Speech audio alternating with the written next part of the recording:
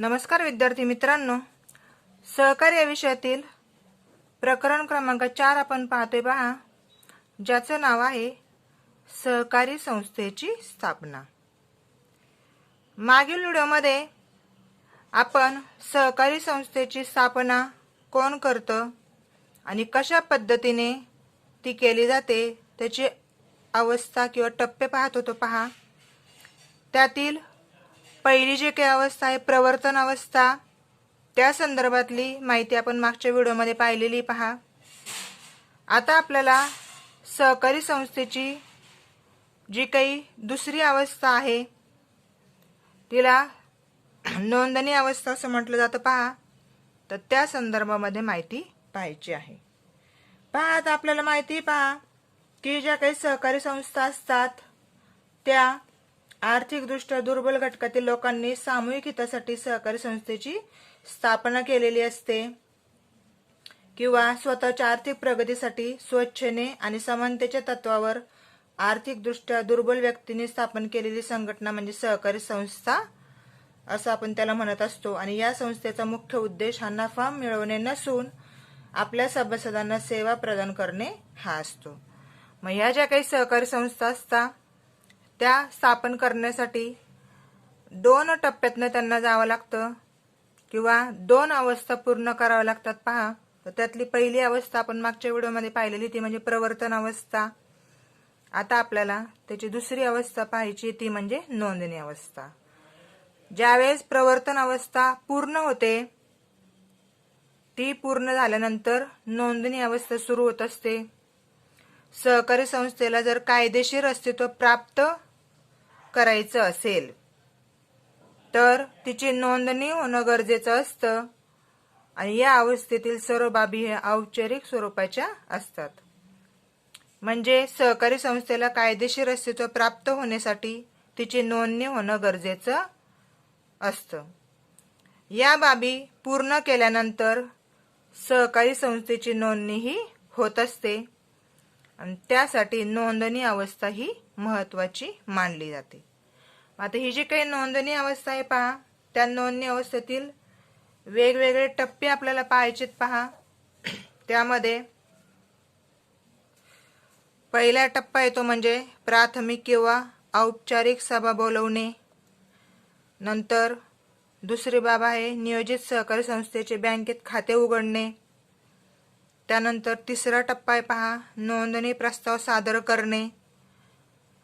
चौथा टप्पा आहे नोंदणी शुल्क किंवा चलन पावती।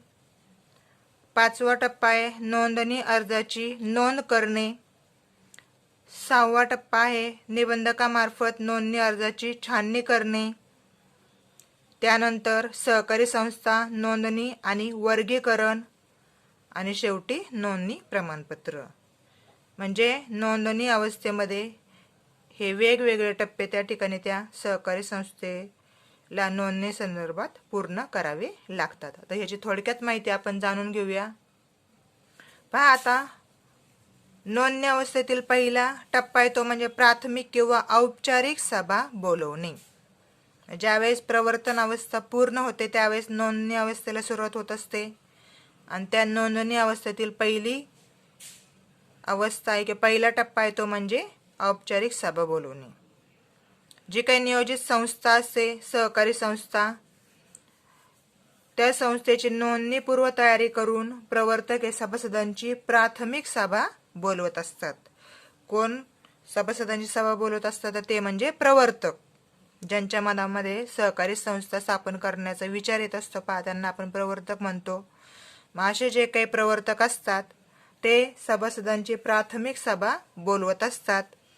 मग ही जी काही सभा असते त्या सभेमध्ये त्या सहकारी संस्थेचा उद्देश, त्याची व्याप्ती, तसेच सभासद संख्येची मर्यादा म्हणजे किती सभासद असणं गरजेचं आहे त्याची देखील मर्यादा असते पहा त्या ठिकाणी। तसेच कार्यक्षेत्र, भांडवल उभारणी म्हणजे भांडवलाची उभारणी कोणकोणत्या मार्गाने करायची, उपविधी, नियोजित संस्थेचे नाव, निवडणूक नियम इत्यादी बाबत या सभेमध्ये निर्णय घेतले जातात।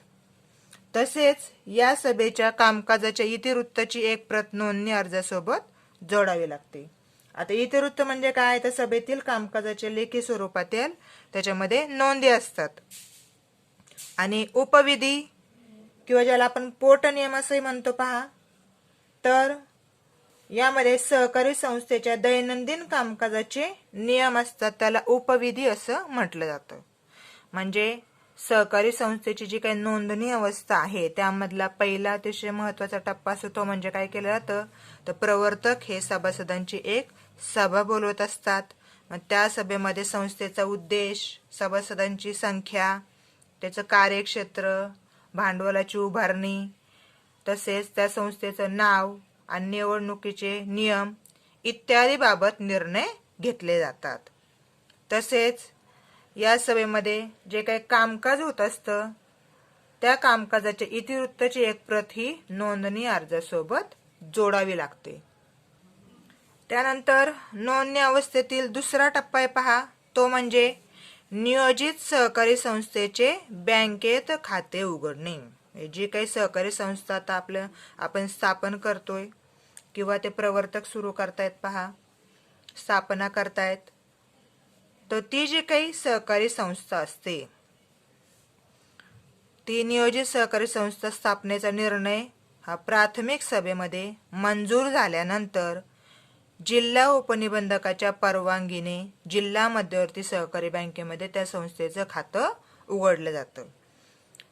कुठल्या बँकेमध्ये उघडलं जातं, तर जिल्हा मध्यवर्ती सहकारी बँका ज्या काही असतात तर त्या बँकेमध्ये उपनिबंधकाच्या परवानगीने ती जी काही नियोजित सहकारी संस्था असेल तर त्या संस्थेच्या नावाने मध्यवर्ती सहकारी बँकेमध्ये संस्थेचं खातं उघडलं जातं आणि त्या खात्यावर सभासदांकडून मिळालेले भाग भांडवलाची रक्कम जमा केली जाते. म्हणजेच काय की भांडवल उभारण्यासाठी त्या सहकारी संस्थेने जे काही भाग विकलेले असतात तर ते भाग विकून जी रक्कम जमा होत असते त्याला भाग भांडवल असं म्हटलं जातं पहा. तर ते भाग भांडवल या खात्यामध्ये किंवा ती रक्कम या खात्यामध्ये जमा केली जाते. तसेच भाग भांडवलापोटी संस्थेच्या नावे किती रक्कम जमा झाली आहे यासाठीचा बँक शिल्लकीचा दाखला हा प्रवर्तकाला बँकेकडून घ्यावा लागतो व तो नोंदणी अर्जासोबत जोडावा लागतो. हा झाला दुसरा टप्पा. पहिला टप्पा आपण पाहिला नोंदणी अवस्थेतील, तो म्हणजे प्राथमिक किंवा औपचारिक सभा बोलवली जाते. त्याच्यानंतर दुसरा टप्पा आहे तो म्हणजे नियोजित सहकारी संस्थेचे बँकेमध्ये खाते उघडले जाते. त्याच्यानंतरचा तिसरा टप्पा आहे पहा, तो म्हणजे नोंदणी प्रस्ताव सादर करणे. सहकार कायद्यातील तरतुदीनुसार नियोजित संस्थेच्या नोंदणीसाठी विहित नमुना अ मध्ये नोंदणी अधिकाऱ्याकडे नोंदणी अर्ज 4 प्रतीत प्रवर्तक सादर करत असतो. या ठिकाणी लक्षात काय ठेवायचं की जी काही सहकारी संस्था आहे तर सहकार कायदा जो काही आहे त्याच्यामध्ये ज्या काही तरतुदी दिलेल्या आहेत त्या तरतुदीनुसार नियोजित संस्थेच्या नोंदणीसाठी नमुना अ मध्ये नोंदणी अधिकाऱ्याकडे नोंदणी अर्जाच्या 4 प्रती या प्रवर्तकाला सादर कराव्या लागतात. तसेच नोंदणी अर्जासोबत विविध प्रकारची कागदपत्रे त्याला सादर करावी लागतात. मग यामध्ये सभासद यादी असते, तलाठ्याचा दाखला असतो, उपविधी जे काही आहे त्याच्या 4 प्रती असतात, तसेच बँक शिल्लकीचा दाखला असतो, जागेचे ना हरकत प्रमाणपत्र असतं. म्हणजे ज्या ठिकाणी संस्थेची स्थापना होणार आहे ती जागा ज्या मालकीची आहे ज्याच्या मालकीची आहे तर त्या मालकाकडनं ना हरकत प्रमाणपत्र घ्यावं लागतं. तसेच प्राथमिक सभेचे इतिवृत्त, प्रकल्प अहवाल, तसेच त्या नियोजित संस्थेचं नाव, त्याचा पत्ता, त्याचे उद्दिष्ट, कार्यक्षेत्र, तसेच व्यवसायाचं स्वरूप इत्यादींचा समावेश त्याच्यामध्ये असतो. म्हणजे तिसरा टप्पा आहे तो म्हणजे काय, तर नोंदणी प्रस्ताव सादर करणे. त्यानंतर चौथा टप्पा आहे पहा, तो म्हणजे नोंदणी शुल्क किंवा चलन पावती.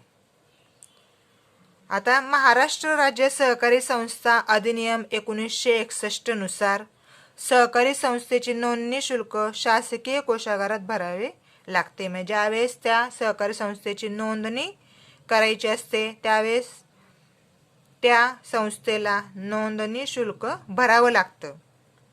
त्यावेळी मिळणारी मूळ चलन पावती ही नोंदणी अर्जासोबत सादर करावी लागते. म्हणजे ज्यावेळेस नोंदणी शुल्क भरलं जातं त्यावेळेस त्याची एक चलन पावती त्या ठिकाणी दिली जाते आणि त्या पावती ती जी काही पावती असते ती नोंदणी अर्जासोबत सादर करावी लागते. तसेच सहकारी संस्थेच्या नोंदणीसाठी 50 रुपयांपासून 25,000 पर्यंत शुल्क आकारलं जातं. तसेच सहकारी संस्थांच्या प्रकारानुसार वेगवेगळे नोंदणी शुल्क आकारले जाते. म्हणजे काय की त्या सहकारी संस्था कोणत्या प्रकारची आहे त्यानुसार तिला नोंदणी शुल्क हे भरावं लागतं. पहा आपण नोंदणी अवस्थेतील टप्पे पाहतोय. त्याच्यामधला पहिला टप्पा आपण पाहिला तो म्हणजे प्राथमिक किंवा औपचारिक सभा बोलवणे. दुसरा टप्पा आहे तो म्हणजे नियोजित सहकारी संस्थेचे बँकेत खाते उघडणे. त्यानंतर नोंदणी प्रस्ताव सादर केला जातो. त्याच्यानंतर नोंदणी शुल्क किंवा चलन पावती त्या ठिकाणी मिळवली जाते. त्याच्यानंतरचा पुढचा टप्पा आहे पहा पाचवा तो म्हणजे नोंदणी अर्जाची नोंद. सहकारी संस्थेची नोंदणी करण्यासाठी आलेला जो काही अर्ज असतो तो निबंधक नमुना ब नोंद वही अर्जातील तपशिलाची नोंद तो करत असतो. म्हणजे ज्यावेळेस सहकारी संस्थेची नोंदणी केली जाते किंवा करायची असते त्यावेळेस जो काही अर्ज निबंधकाकडे असतो तर त्या अर्जाची नोंद ही नमुना ब नोंदवहीमध्ये केली जाते. अशा अर्जास मग त्यामध्ये अनुक्रमांक दिला जातो. तसेच अर्ज मिळाल्याबद्दलची पोच पावती ही मुख्य प्रवर्तकाकडे दिली जाते. त्याच्यानंतर पुढचा टप्पा आहे पहा तो म्हणजे निबंधकामार्फत नोंदणी अर्जाची छाननी. म्हणजे ज्यावेळेस नोंदणीसाठी नोंदणी अर्ज सहकारी संस्था करत असते त्यानंतर नियोजित सहकारी संस्थेचा नोंदणी प्रस्ताव प्राप्त झाल्यानंतर नोंदणी अर्जाची व त्यासोबतच्या कागदपत्रांची छाननी निबंधक करत असतो. म्हणजे छाननी करणे म्हणजे थोडक्यामध्ये तपासून घेणे. त्यात जर काही चूक असेल त्रुटी असतील तर त्या प्रवर्तकाला कळवल्या जातात. छाननीच्या वेळी काही त्रुटी उद्भवल्यास त्याविषयीचा खुलासा करण्याचा निर्देश हा मुख्य प्रवर्तकास दिला जातो. म्हणजे थोडक्यामध्ये निबंधकामार्फत त्या अर्जाची छाननी केली जाते, त्याची तपासणी केली जाते. त्यामध्ये काही जर अडचणी असतील तर त्या अडचणी त्या प्रवर्तकाला किंवा काही चुका असतील त्रुटी असतील तर त्या प्रवर्तकाला कळवल्या जातात आणि त्या व्यवस्थित सुधारून घेतल्या जातात. त्यानंतर पुढचा टप्पा आहे पहा तो म्हणजे सहकारी संस्था नोंदणी आणि वर्गीकरण. नोंदणी अर्ज व कागदपत्र परिपूर्ण असतील तर निबंधक त्या संस्थेची नोंदणी झाल्याचे शासकीय अधिपत्रामध्ये जाहीर करतो. त्या संस्थेचे योग्य त्या वर्गामध्ये किंवा उपवर्गामध्ये वर्गीकरण केलं जातं. नोंदणीसाठी अर्ज दाखल झाल्यानंतर नोंदणीबाबतचा निर्णय हा नोंदणी अधिकाऱ्यांना 2 महिन्याच्या आत द्यावा लागतो. त्यांना नोंदणी नाकारायची असेल तर नोंदणी अधिकाऱ्यांनी मुख्य प्रवर्तकाला योग्य त्या कारणासह लेखी स्वरूपामध्ये कळवणं आवश्यक असतं. म्हणजे ज्यावेळेस नोंदणी अर्ज येतो त्यानंतर कागदपत्रांची छाननी केली जाते. त्याच्यानंतर जो काही निबंधक असतो तो त्या संस्थेची नोंदणी झाल्याचे शासकीय अधिपत्रामध्ये जाहीर करतो. तसेच त्या संस्थेचं योग्य वर्गामध्ये वर्गीकरण केलं जातं. नोंदणीसाठीचा अर्ज दाखल झाल्यानंतर नोंदणीबाबतचा निर्णय हा नोंदणी अधिकाऱ्यांना 2 महिन्याच्या आतमध्ये त्या प्रवर्तकाला द्यावा लागतो किंवा त्या संस्थेला द्यावा लागतो. त्यांना जर नोंदणी नाकारायची असेल तर ते देखील नोंदणी अधिकाऱ्यांनी मुख्य प्रवर्तकाला सांगावं लागतं आणि त्याचं कारण देखील त्याला लेखी स्वरूपामध्ये कळवावं लागतं. त्याच्यानंतर शेवटचा टप्पा आहे पहा तो म्हणजे नोंदणी प्रमाणपत्र. अतिशय महत्त्वाचं आहे पहा. ज्यावेळेस सहकारी संस्थेची नोंदणी होते त्यावेळेस तिला हे प्रमाणपत्र दिलं जातं पहा. सहकारी संस्थेची नोंदणी केल्यानंतर निबंधक जो काही असतो तो संस्थेला नोंदणी क्रमांक देतो. म्हणजे हे जे काही प्रमाणपत्र असतं ज्याला आपण नोंदणी दाखला असे म्हणतो, संस्थेची नोंदणी झाल्याचा तो एक पुरावा असतो किंवा ते एक प्रमाणपत्र असतं. पहा, हे प्रमाणपत्र दिल्यानंतर संस्थेला कायदेशीर दर्जा प्राप्त होत असतं व संस्था ही अस्तित्वात येत असते. नोंदणी प्रमाणपत्रावर मग नोंदणीकृत संस्थेचं नाव असतं, त्याचा नोंदणी क्रमांक असतो, नोंदणी दिनांक असतो, म्हणजे ज्या दिवशी त्याची नोंदणी झालेली असते ती तारीख असते, वर्ष असतं, तसेच वर्ग असतो इत्यादींची माहिती त्याच्यामध्ये असते. तसेच नोंदणी प्रमाणपत्रावर निबंधकाची सही व शिक्का देखील असतो. तसेच नोंदणीनंतर संस्थेच्या नावात उपविधित निबंधकाच्या परवानगीशिवाय बदल करता येत नाही. अशा प्रकारे आपण सहकारी संस्थेची जी काही स्थापना केली जाते त्यातील दुसरी जी काही अवस्था आहे, सहकारी संस्थेची जी काही नोंदणी अवस्था आहे पहा दुसरी, त्या संदर्भामधले जे काही वेगवेगळे टप्पे आहेत तर त्याची थोडक्यामध्ये माहिती अभ्यासलेली आहे.